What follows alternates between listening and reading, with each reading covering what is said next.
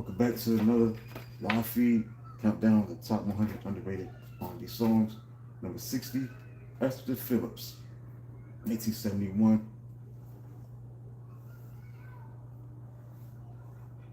I got the year wrong, but it's from her 1972 album, From a Whisper to a Scream.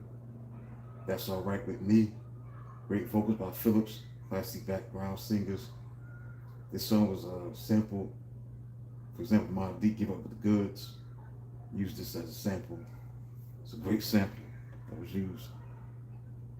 That's Alright with Me. Blended raw, smoky blues, vulnerability, sophisticated with CTI records, jazz, soul arrangements, overshadowed by what the difference a day makes.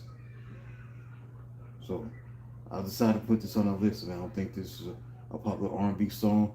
Yeah, 1971 it came out. Yeah. So it's an underrated masterpiece, man, because it sits in the shadow of its historic parent album.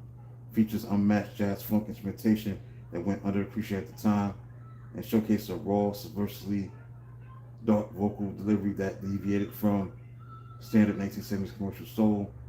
Recorded for Creed, Taylor's Kudu CDI label, the track brings together an elite collective of musicians behind a vocalist whose genius was often obscured by mainstream industry trends. It remains underrated because it was overshadowed by Grammy history. The song is a standout track on the landmark 1972 album, From a Whisper to a Scream. The album is legendary because Aretha Franklin won the 1972 Grammy for Best R&B Vocal Performance, famously gave her trophy to Esther Phillips, stating Phillips deserved it more. So while the album and its lead single, Where Home Is Where the Hatred Is, received widespread critical acclaim, That's Alright with Me never achieved the same individual commercial recognition.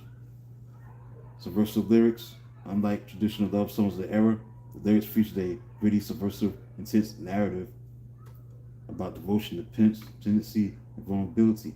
Phillips delivers three heavy themes with her nasal voice, a nasal tone that was her signature, piercing emotional clarity.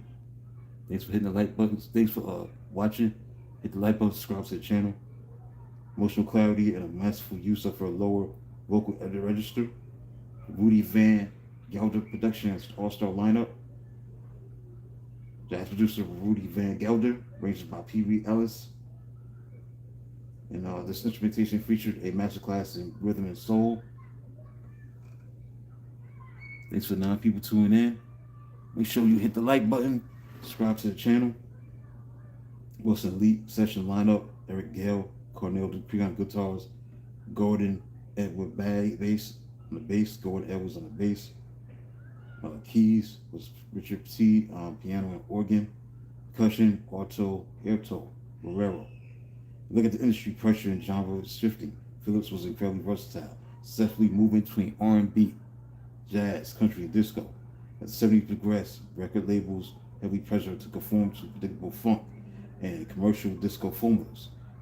This shift pushed deep jazz and infused bluesy R&B tracks like That's Alright with Me out of mainstream radio rotations. So that's a story about why this song, That's Alright with Me by Esther Phillips, was a song that was an underrated song. Why it was on my list. I put the book together a decade ago at number 60. So that's it, man. Come back at 2 o'clock with another one. Thanks for the 7 people tuning in. Make sure you hit the like button, subscribe to the channel. Appreciate it. So till then, till 2 o'clock.